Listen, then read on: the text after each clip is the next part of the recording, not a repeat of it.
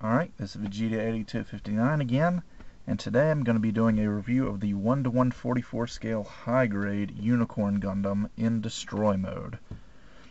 And before we actually look at the kit, here's a shot of the box. For those of you that watched the unboxing, you already saw this, so I'm not going to go over it in a lot of detail, just show you the front. And this is the kit. I've been working on this for the past 6 days, I think, and it is finished, completely painted and decaled. Now these are pretty much the same colors you're going to get out of the box. You're going to get white for most of the model kit. You will get clear pink parts for the Psycho frame, which you can see throughout the mobile suit. You're going to get a light gray for the joints and thrusters and things. I went with kind of a brownish, darker gray. You'll get one yellow part for the V-fin, and you'll get a few dark blue parts for the feet and the backpack. And pretty much the same colors that we used on the weapons. Let's see, you do get a very, very small sheet of foil stickers. A sticker for the eyes, the camera on the forehead, the camera on the beam magnum, and 2 white stickers that go on these little thingies that protrude off the shoulders. But obviously I used paint on those since I didn't use the stickers. Now you'll notice that this kit is absolutely plastered with decals, and that would be the 1:144 scale high-grade decal set for Unicorn Gundam. And basically these are the same decals that come with the Master Grade Verka Unicorn Gundam, only shrunk down to 1:144 scale. And as a little bonus, they give you these extra decals that are just kind of some Unicorn decals and Anaheim Electronic logos and things like that. These did not come with the model kit. You have to get these separately, by the way. Alright, and you see the mobile suit yourself that you get. You also get a shield and the beam magnum. You get 2 hands that are capable of holding beam sabers, but actually that's debatable. You get a trigger finger, which I have on the beam magnum here, and you get an extra ammo clip. You do not get the bazooka or blades for the beam sabers. Those come with the Unicorn mode. So if you want all the accessories, you're going to have to get both versions of the Unicorn Gundam. So anyway, now on to articulation, I guess. The neck is a double joint. There's a ball joint up in the head that lets it go side to side, and yeah, it'll rotate 360 very carefully. Note that even though the V-fin is molded completely in yellow, I did paint the back of it white to match the Master Grade more closely. Also, there's a hinge down inside the torso that lets the head come up like so. So you got quite a bit of range going up. Anyway, for the torso, you've got a shoulder joint that lets the shoulders go up about that far. And there is actually it's just a single ball joint, but it kind of gives the illusion of a double jointed waist. There's a really long, actually I'll just show it to you. There's a really long peg with a ball on the end of it for the torso, as you can see there. And what they've done is they just put the lower torso section right there, and then put the polycap up inside about mid-torso. So that way you get some forward and back movement with the torso there, as well as a little bit of side-to-side. And you can rotate his waist 360. The backpack does not have any moving parts like it did on the Master Grade. Even the beam sabers, they're just molded in place. Although the beam sabers can come off, but they don't move around like they do on the Master Grade version. Let's see, for the arms, you get a joint that's going to go forward and back like so. They can go 360, watch out for the V-fin, because it's very long. The arms can come out about that far. And then there's rotation below the shoulder. You get a double, actually no, it's not a double jointed elbow. It's a single jointed elbow that's going to bend a little bit further than 90 degrees. You actually get a little bit of rotation at the elbow, because the elbow is connected just with a peg. And then you get standard high-grade hands that don't move, but they have a ball joint at the wrist. I can't seem to talk today. So they can rotate and wiggle around. Alright, moving on to the waist area.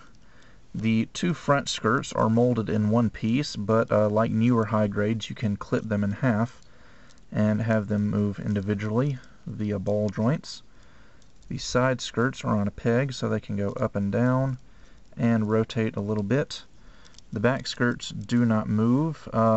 Some of the previous reviewers I've watched do this model kit said that these two flaps on the back skirts tend to fall off, so I glued those in place just as a precautionary measure, because I figured I'm not going to be messing with it too much, so I don't really see any reason to take them off again, so I just glued those in place. I did the same thing with these flaps on the backpack as well. Alright, now to the legs. You'll see we get a kind of Gundam 00 type hip joint in there that lets the legs rock back and forth like so. The actual hip joints are ball joints, so they can come out about that far.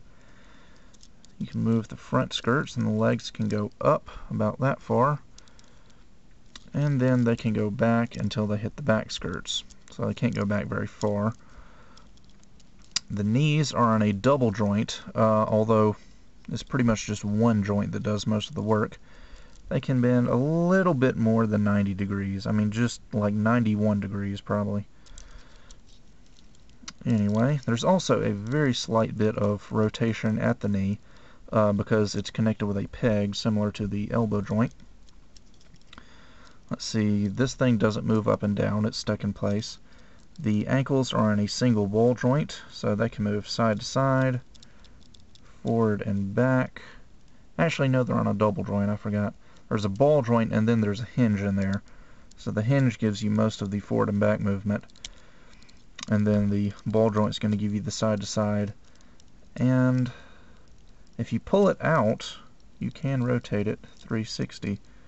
Again, just be careful because Unicorn's got all this spiky armor that tends to knock against each other.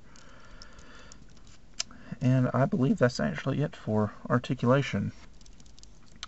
So overall, it's about as articulate as its Master Grade counterpart. I don't really see any improvements in articulation. Although, being a smaller and lighter model kit, I think it's going to be a little bit more stable just because it doesn't weigh as much as the 1:100 scale version. So, yeah. As far as the weapons and accessories go, you get the shield, obviously, which doesn't transform, it's stuck in place. It's got a connector right here, which is on a polycap. It can rotate 360. And it connects on, actually, the connector is better than on the Master Grade, because where the Master Grade only had a connector on one side, this one's got connectors on both sides, so it clips all the way around the arm like so. And one thing I do like about it is that these white parts on the side of the clear pink parts are actually white plastic rather than a sticker.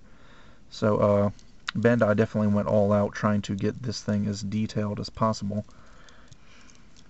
And then you get this little ammo pack, which doesn't really do anything aside from being able to clip onto the back skirt like so.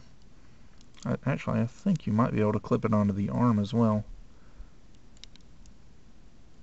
Yeah, it can also clip onto the arm, although that kind of looks weird, so you'll probably just want to keep that on the back skirt. And then, oops, you also get the beam magnum, which unfortunately is all molded in gray. I went in and painted the ammo packs the same color they were on the Master Grade. And you get a trigger finger hand that works with the beam magnum. It's got a couple moving parts. It's got this handle right here which moves back and forth all the way forward and pretty much all the way back. And then you've got a little clip, little peg right here that comes out like so, that allows you to, actually there are several places you can connect this to. You can connect it to the backpack like so. You can connect it to the back of the arm like so. So yeah, actually you can probably connect it to the back skirts as well. And you'll just have to swap out the hands, and there you go. Also, there's the issue of the beam sabers with this kit. You do get all four of them, the two up here on the backpack and then the two in each forearm. However, you do not get any blades for those beam sabers. The Unicorn mode of Unicorn Gundam does come with blades. I think it only comes with two though. But yeah, if you want blades, you're going to have to go to Unicorn mode. However, you could just swipe blades from another high grade. I got this blade from high grade Gundam Hazel, and it doesn't fit quite as well as it should, but it works well enough, I think. As you can see, it's kind of wiggly. The hands, unfortunately, while they hold the beam sabers are very loose, as you'll see when I just kind of tilt the hand up, and they just kind of fall through, like so. So yeah. Plus, this little thing, it's not on a hinge, it just kind of comes off, and then you can replace it in the forward facing direction, and then put the blade in it, and then you can do the forearm mounted beam saber gimmick. Really quick, here is a couple of size comparisons. Here is Unicorn Gundam compared to my previous project, the high-grade Kshatriya. As you can see, even though Unicorn Gundam is a pretty big mobile suit, it's still dwarfed by Kshatriya. And one more size comparison is pretty much the standard size mobile suit, the RX-78-2, also in 1:144 scale. It's the real grade, obviously. And as you can see, Unicorn Gundam is a good 2 heads taller than RX-78, but they are both dwarfed by Kshatriya. So, yeah, that's about it for size comparisons. The mobile suits in the later years of the Universal Century just keep getting bigger and bigger. And I think that is just about everything. Overall, I have to say this is an extraordinarily nice for a high grade. I did do a little bit of painting on it, aside from just the spray painting. Let's see, I painted this little piece in between the V-fin parts black, or actually dark gray. Some parts on the shoulders there, dark gray. Those little lines right there on the shield, dark gray. A couple little dark gray parts on the sides of the legs. Just basically trying to make it look as close to the Master Grade as possible. But really, I think the main thing that pulls that effect off is the decal set that Bandai made for us, which I really, really like. I think that I wish the Bandai would make more 1:144 scale decal sets as far as like caution markings like these, because they make plenty of them that are just like the big main seals, like the 01 or 03 on Gundam Mark II shoulder or something like that, but they don't make many sets of caution labels in 1:144 scale. But then again, I'm getting off on a tangent. So overall, this kit definitely gets a thumbs up from me. Again, it's not much more posable than the Master Grade. In fact, it's not any more posable at all than the Master Grade.